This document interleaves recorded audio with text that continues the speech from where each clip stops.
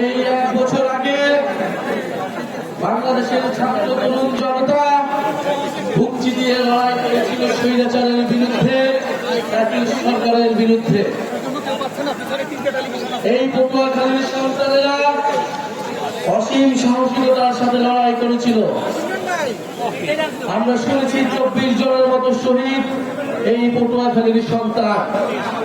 আজকের এই পথসভা থেকে আমরা সেই সকল শহীদদেরকে শ্রদ্ধার সাথে স্মরণ করছি, তাদের রুহের মাগফিরাত কামনা করছি এবং আরো স্মরণ করছি পটুয়াখালীর আহত যোদ্ধাদের, পটুয়াখালীর জুলাই যোদ্ধাদের। প্রিয় পটুয়াখালীবাসী,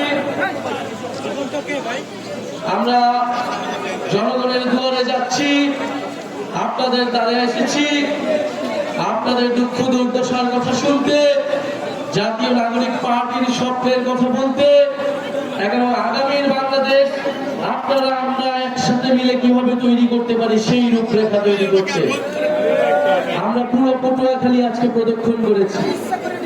পটুয়াখালী রাস্তায় রাস্তায় আমরা হেঁটেছি, স্লোগান দিয়েছি, মানুষের সাথে সাক্ষাৎ করেছি, মোলাকাত করেছি।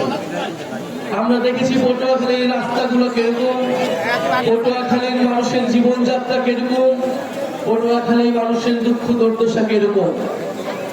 পটুয়াখালী উপকূলীয় অঞ্চল, বাংলাদেশের ভবিষ্যৎ হচ্ছে এই সমুদ্র অঞ্চল, উপকূলীয় অঞ্চল।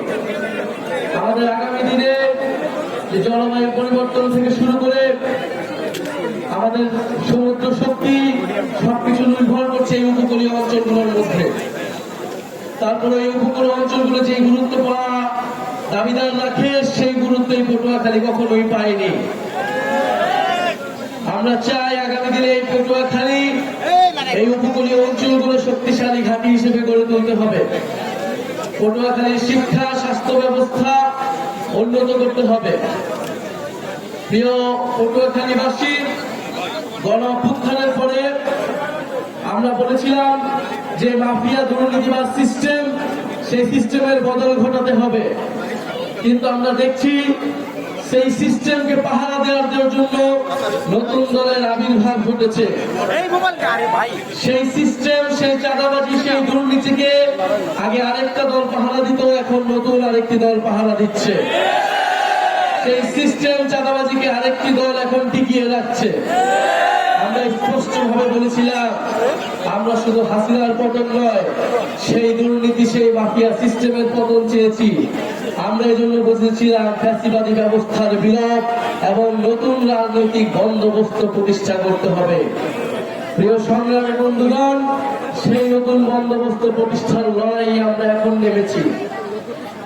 অভ্যুত্থানের মধ্য দিয়ে যেহেতু এই ছাত্র নেতৃত্ব, এই তরুণ নেতৃত্ব সেই সিস্টেমের পতন ঘটাতে চেয়েছিল, তাই সেই সিস্টেম কখনোই চায় না এই নেতৃত্ব, এই অভ্যুত্থানের নেতৃত্ব কোনোভাবে দাঁড়াক, কোনোভাবে রাজনৈতিক ভাবে টিকে থাকুক।